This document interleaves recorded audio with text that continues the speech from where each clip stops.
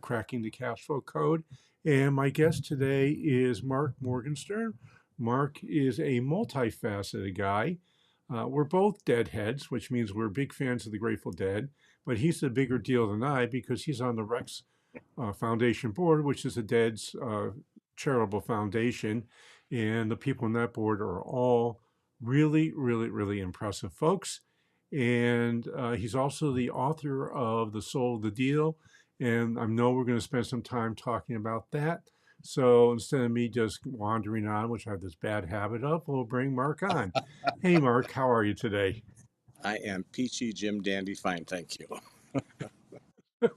Peachy Jim Dandy Fine. My gosh, that's That was what my father taught me to say when I was about 6 or 7 or 8, and people would say, "How are you?" And I would actually answer them. Well, my knee is a little sore and I've got a runny nose. And you say, "Mark, nobody cares. It's just say peachy Jim Dandy fine, no matter how you are, and move on." yeah, yeah. So, Marc, you have a really interesting resume. You seem to be doing like 9 zillion things, and from what I can gather, you do them all really, really well. Uh, and I'd like to just spend a few minutes, talking about the Grateful Dead and not the music so much, although I would love to do that. We did that a little bit before we got started, but about the business practices about them. I find them one of the more interesting business case studies of anything I've ever run across. What do you find most interesting? Well, in part, the role that serendipity plays in all of our lives. Right? They didn't set out with the idea of we're going to create a brand, which they ended up doing. They didn't end up thinking that the tapes they were allowing people to record at their concerts were going to become treasured items and revenue producing for the next 40 years, but that's how it worked out. They definitely cultivated a community. And if you ever went to a Dead show, and I know you have, the half the show was outside the venue and the other half was inside the venue.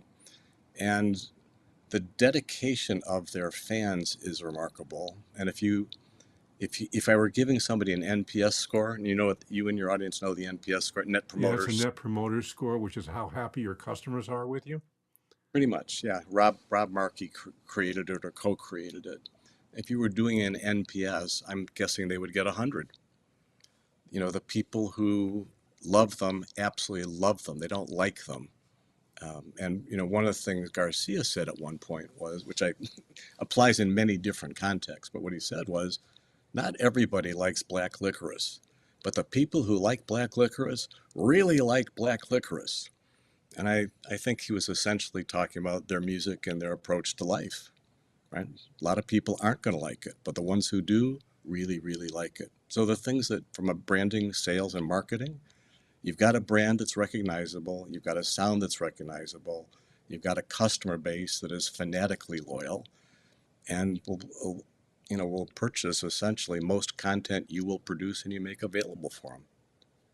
Yeah, one of the things we often talk about with our blue collar businesses we serve is you want to make your customers sticky and you want to create a community if at all possible. And they did that really well. Yeah, I think it was 1969, their second album, and a little blurb at the bottom where it says, Deadheads Unite, send us your address and we'll keep you informed. And they did. And that was so far, they built a list before people knew you had to build lists. They invited engagement, which is also something people don't do. And in the difference between marketing and selling, they invited engagement without knowing who they were engaging with. And they actually I'm drawing a blank on the woman's name, but there was an individual person who answered any piece of mail that they got a response. So they invited engagement, and then they did what every business should do, which is if a customer has shown up in your door, please treat them kindly. And they did. They were responsive and they were respectful, and that base grew and grew and grew. If you, for listeners, I know it's not, most of you probably aren't Deadheads or fans of the Grateful Dead. Some of you may never even heard the Grateful Dead before, but Their business practices are something that are really worth studying if you want to create a business where you have raving fans. And frankly, they're the model for what the entire jam band industry is now doing. When you look at the bands like Fish or Twiddle or Yonder Mountain String Band, Yeah, especially String Cheese Incident, they are all following exactly in the Grateful Dead's footsteps. And frankly, they don't really care. I mean, sure, they love to sell albums, but they don't really care about that because it's all about the concerts and the fans and the engagement. 100% right. There's a book, by the So way. I don't know if your viewers have ever read David Meerman Scott's book on the Grateful Dead, Marketing Lessons from the Grateful Dead, but we it goes actually direct. had David on the podcast Oh, last year. okay. Okay. Then you know it. Okay. Yeah, that's actually how I found HubSpot. I was annoyed at my WordPress supplier. I Uh-huh. ran across that book and I said, "Oh, I got to read the book." And I realized that the co-author of that was Brian Halligan, the founder of HubSpot. So I checked them out and became a very early user of HubSpot. Oh, that's great. And Yeah, again, serendipity always strikes. it seems to do it for me. That's for sure. So, Mark, let's talk about your book, The Soul of the Deal. What is your premise there? There, there are two or three fundamental premises. So let's start with well, here are two of them. Chapter one is everything I needed to know about deals I learned by selling encyclopedias door to door. And that is pretty literal, not metaphorical. Chapter 17 is The Grateful Dead, America's Musical Venture Capitalists. And between selling encyclopedias and following the dead, that's where I really learned the skills that I needed to do everything I did. And if I can just elaborate, well, so the title itself is a triple wordplay, the soul of the deal. Because if when you're selling encyclopedias door to door, if you've ever had the pleasure, you are pounding the pavements, wearing out your shoes. You are literally, it is the soul of the deal. Your feet propel you to the next sale. In the case of the Grateful Dead, Garcia was almost always described as the most soulful guitarist in the world, and they played a lot of soul music. So all of those things are at the base of everything I do, and the commonality is people who are really the epicenter of every deal. And it isn't spreadsheets, and it isn't ratios, and it isn't metrics. Those things are necessary. But what makes good deals happen is you have free and open communication, which means a dialogue, not a sequential monologue. And so if you're a buyer of the deal, you are trying to understand what the seller really wants. And if you are the seller in a deal, excuse me, one of my maxims is that the seller's mantra is certainty and confidentiality. And the certainty is that you're going to get the money that you expect when you expect to get it, and there won't be any hiccups. And both sides, people are seeking certainty.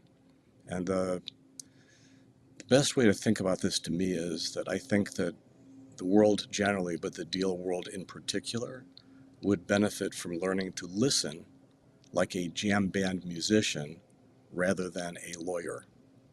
And I say that respectfully. If you remember that among my numerous careers, I was the managing partner of a law firm. So Yes. obviously I like and love lawyers. But in law school, you're really taught, in effect, to be an advocate, as if every interaction is a litigation. And there's a winner, and there's a loser, and there's a plaintiff, and there's a defendant, and there are sides. And lawyers tend to frequently listen for the purpose of telling you why you're wrong. They're listening to rebut what you're saying or to distinguish what you're saying. And it's sort of a surface listening with a limit.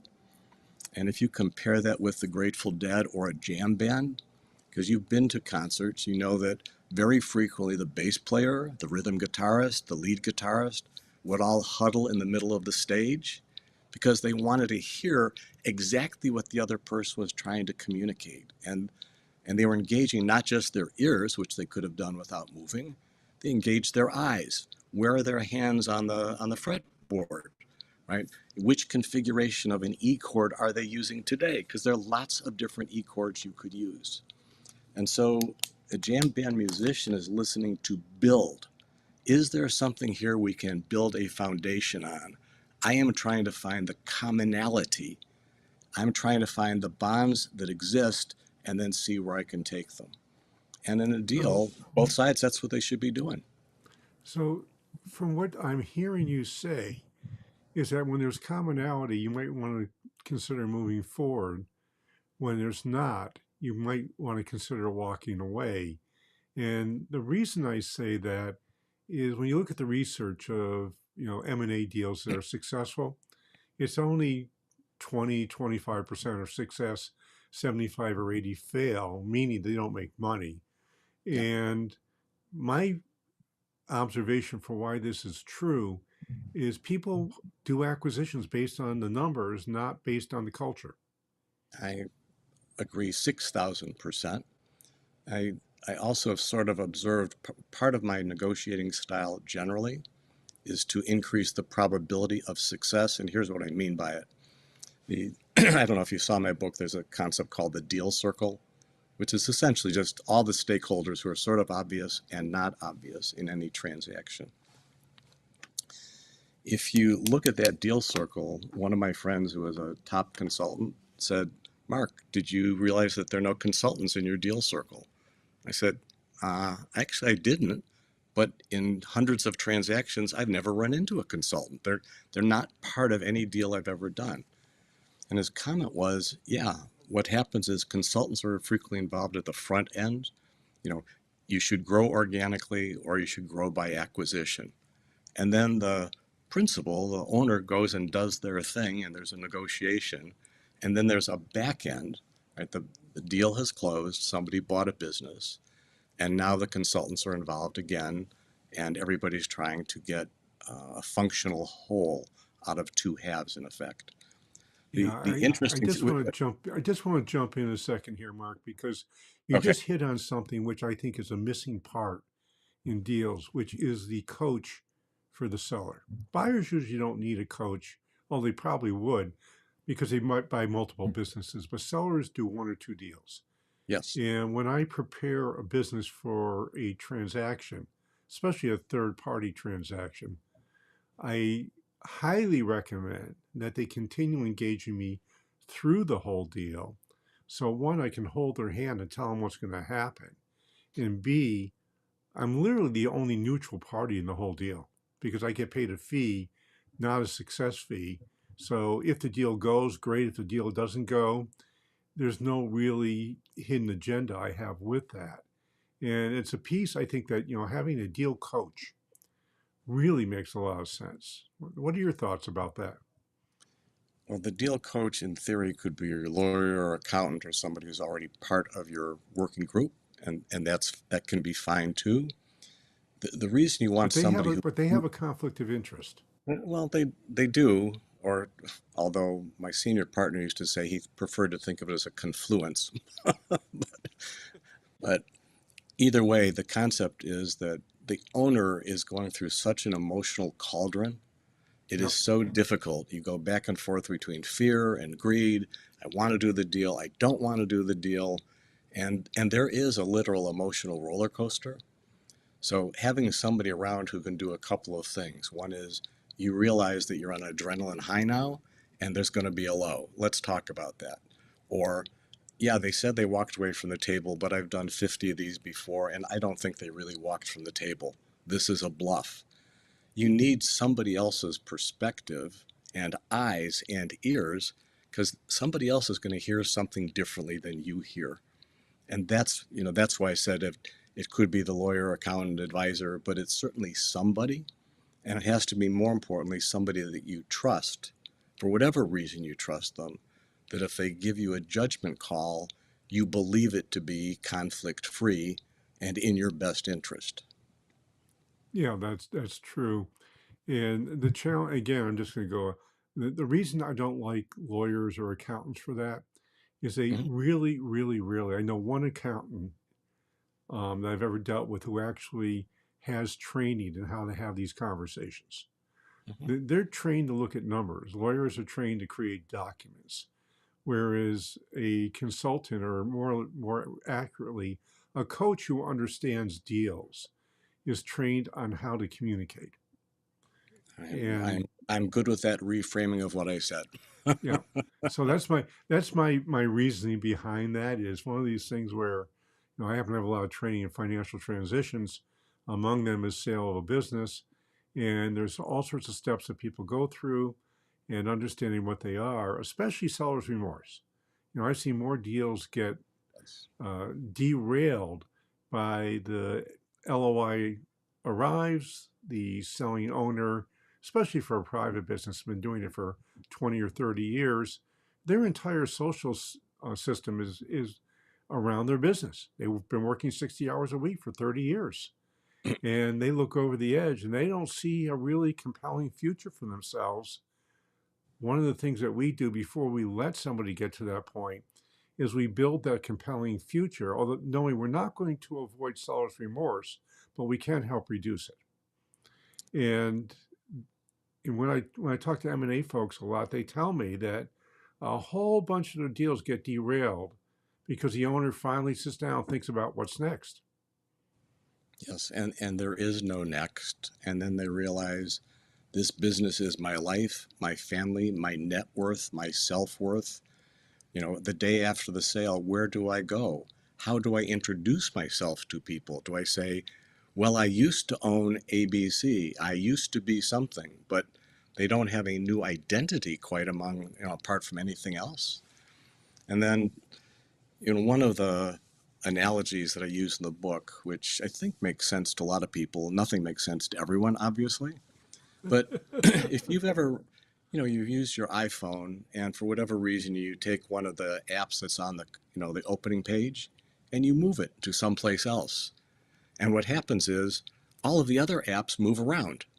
So the one you used to use that was in the lower left-hand corner is now in the middle of that app. And it's incredibly confusing to you. You don't know what to do. And now pretend that that iPhone is your life. And what got removed was everything you've been doing for 25 years. And imagine the confusion that you're going to have and the fear of that confusion. And you're correct about seller's remorse, which is both after the fact and before the fact. Lots of deals derail on the day before the closing when somebody actually thinks, oh my goodness gracious, this is actually going to happen. On Tuesday, I don't own this business. And until it was real enough to them, the reality of that fear and confusion wasn't real to them. And again, that's where I think a business coach to your, the way you're framing it is a great idea because you'll have had that conversation many times and you'll have judged, is this person really being honest with themselves? Are they being too glib when they say, "Oh, it's fine, I'll go fishing"? Are they not in science fiction language? Are they not grokking what's really happening here? Are they just going over the surface of it and not digging down deep? And that's incredibly hard. Yeah, we actually have people practice being a next business owner. And if they can't successfully get a month where they're away from their business and they don't call, that's usually a warning sign. It's a warning sign at two levels. One is their business, if they have to get in because their business needs them, their business probably is not really sale ready. And if they feel like they have to go in, they're not exit ready. So it's really, there's two sides to that coin. And there's an awful lot of businesses where the seller never really figures out, or the buyer never really figures out, that the business is dependent on the owner, even though it doesn't seem that way till it's too late. Yep. And if you actually do get your business really to be sale ready where it can run without you, you've done a lot to increase the value of that to somebody else. I agree with that. And the smaller the business, the harder it is to do. There are five Yes. people, there are 22 people. I've had businesses I was involved with that involved thousands of employees, and the CEO owner was selling. It was a retail business, and if you took away his sense of the marketplace, his sense of where marketing should go, you know, should skirts go up 2 inches or down 3 inches, that intuition still fueled thousands of people in the success of a company. Yeah, that actually was true when they replaced the founder of Men's Warehouse, Hmm. which is one of my favorite case studies of businesses that are really interesting, Yeah, in good that example. they replaced him because business wasn't doing as well as I guess the board wanted. But after that, the business has really suffered because it's lost its direction. And I'm at the risk of being a little hokey, and the heart and soul. A founder has a different relationship to the company than any person who follows in their path. Yes. They founded it. They know the path they took. They know things that worked that didn't work. They have a granular understanding of their customer. And if you brought in, with again, no disrespect to a Harvard MBA, but if you brought in the best trained professional manager in the world, they don't have that heart and soul. They can see what the person tells them about the customer, but they don't intuit it. And that's part of the real value of a founder. Yeah. One of the interesting businesses I really like is Costco. And the reason I like Costco so much, otherwise I loved shopping there, but as far as a business case, I love is that the management team at Costco primarily has come from the floor. And as a result, their management team really understands the business and the heart and Yes. soul of the business. And they've managed to go through a CEO change. I think Senegal left 3 or 4 years ago, and they don't seem to have missed a beat, which is really unusual. Then you look at Disney, where their management change, their CEO change, has been just just awful. And again, I think it's where they get their senior leaders from. And the view of the senior leaders. Remember, Sam Walton forever would tell people, don't try to manage from your office. Go walk the floors of the stores. See Yes. where the merchandise is moving. Are people having a hard time reaching the bottom shelf, or is it okay? Should we move that SKU up? Is there a problem at the cash lines? There are so many choke points in any business that you won't see that there are granular things that have huge magnitude impact, and they're not obvious. And there are frequently 100 of them. So if you've never been in that business, if you aren't in those stores, you will never be sensitive to them. And very few people solve problems that they're not aware of. It's like a rule. Yeah, I think that's probably a pretty true rule too. You I know, like that. I might have to use that for and if you're a blog post. okay, and if you're down there, the other thing, going back to the musician, you are trying to listen like to a musician. You're not trying to tell the customer that they're wrong how they're reacting. You're trying to figure out what the customer really wants, right? I mean, that's the first rule of selling. Find out what the Yes. customer wants, then sell it to them. But you Yes. can't do that from the corner office. You're guessing. You're doing it by No, inference. You're doing it by number. no question about that. No question about that. Hey, Mark, unfortunately, we're out of time. And know people are going to want to. I know I'm going to buy and read your book because it sounds like it's a really interesting one. And where would people find your book, and how would they find you if they'd like to learn more about you, and all that kind of good stuff? Okay. Well, it's easy to get. The book is available online on Amazon, Barnes and Noble, any store you can think of. You can get there pretty quickly. I would point out that it's called The Soul of the Deal because there is a book that it is confused with. If someone's trying to reach me, my technical day job is I'm the managing partner of Blue Mesa Partners. Blue like the color, Mesa like Spanish for table, MESA, Partners. And there's more there about me than anyone would ever want to know.